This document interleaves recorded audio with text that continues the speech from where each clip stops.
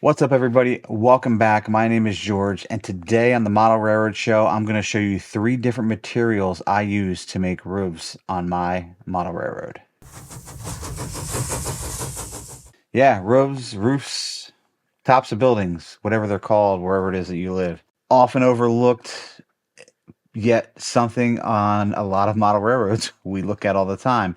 My layout is a little bit higher, so I don't think, the roofs are the focal point, but they're definitely still very, very noticeable. There's a lot of things you can do instead of just painting that piece of styrene black. So today we're going to talk about 3 different materials that I use to get roof texture. They're pretty cheap. I mean, we're talking about masking tape, tile grout, and regular old ballast. All right, so let's start. I have the right in front of me here. This is going to be the Puritan Rubber Company on my layout, and you've seen this picture before. You've seen this building before in a couple other videos.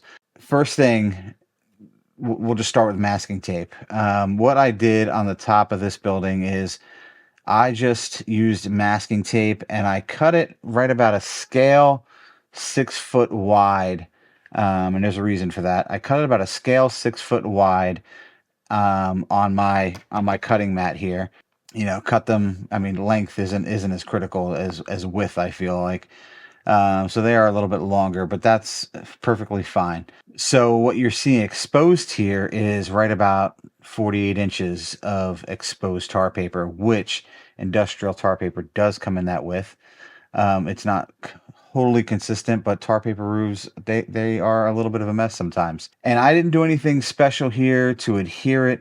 All I did was I cut this masking tape down. Once I cut it down, I stuck it directly to the roof. Then I painted it black. Before you do that, if you have a water tower or something, you want to not put this water tower on until your roofing is down. It makes life a lot easier. So that went on last as you're looking at this roof.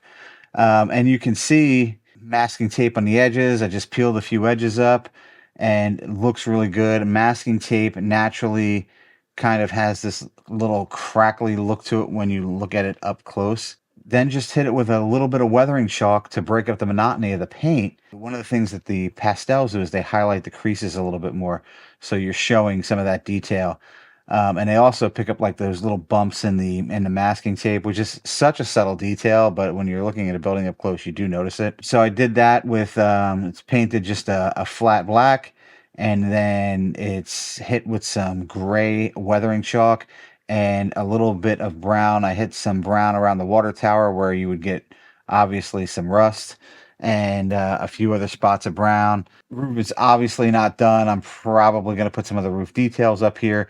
But again, point of this video is just showing you the material I used and the texture that it gives to the building. Again, you could dry brush this. You don't have to use pastels. If you don't use pastels, you could dry brush this.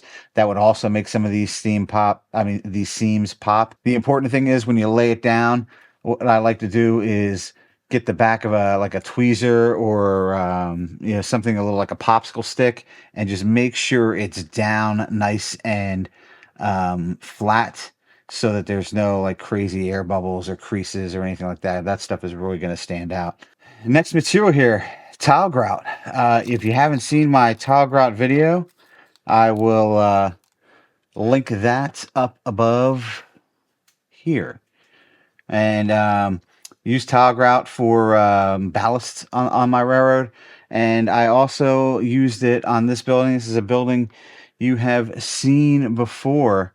This is the American Ceramic Company. All right, I did a whole kit bashing video of how I built this, and a little bit of how it was weathered and how I did the foundation and all. Great video. This is one of my favorite buildings in the layout. One of the things I did with this is I had this roof that was in 3 pieces, because obviously I cobbled this roof together with different pieces of styrene, and didn't really like the way it looked. I painted it black. It was very just uninteresting. So what I did was I laid down some matte medium and just woodland scenic glue is what I did. So it was nice and thin on this roof. And then I hit it with some charcoal tile grout, let that dry, shook off the excess, After that was done, I hit it with some weathering chalks, some gray and some black weathering chalk, and you can see just to give it some interest. And then there's a few hatches here that I then painted and hit the smokestacks here, the exhaust stacks black. And that's the roof. Again, this is a super cheap material. It gives you a very nice, fine, what is a really a scale appearance to like a rooftop gravel. You can do a lot with tile grout, and again, this is probably a tablespoon or two of tile grout that it took me to do this whole roof. Very, very cool. I love it. One of my, I will definitely use this again. 10 out of 10 on the detail and scale size of this. It's really one of my favorites. Okay, last material, ballast. Really works great for industrial roofs. Just the same. This is the same black ballast that I use. And this building here, I should actually go over what this building was. This is a DPW kit. This is a transfer. Their transfer building. Essentially, this is standing in as Terrell Brothers Silk. I built it pretty straightforward. Very simple paint on it. I think it looks pretty neat. It's a great, great kit. You should build it. And added a little smokestack to the back with some lettering. But the ballast looks really good. And again, this was done with just some white glue. And I did this a little earlier on before I discovered tile grout. But I still think this looks good. And this is just a little bit of white glue. I feel like with this, you probably want to have a lot of your structure on there first. I don't have a lot on this roof. I just have a smokestack and a little entranceway to get onto the roof here. White glue, coated it, shook off the excess. It's nice and flat, looks really good. It's durable. And you see, you see roofs like this. You've seen them like this for a very long time. It is a little bit like a larger, I would say that this is the Woodland Scenics, the fine ballast that you would use on N-scale track. This ballast would also be very good on an HO scale building, even an O scale building. I would go with the smaller ballast if I was doing it even in those scales. And it's nice because it's got a little variation of color to it. I haven't really hit it with any weathering chalks yet. I don't know whether or not I will. And but it looks pretty good.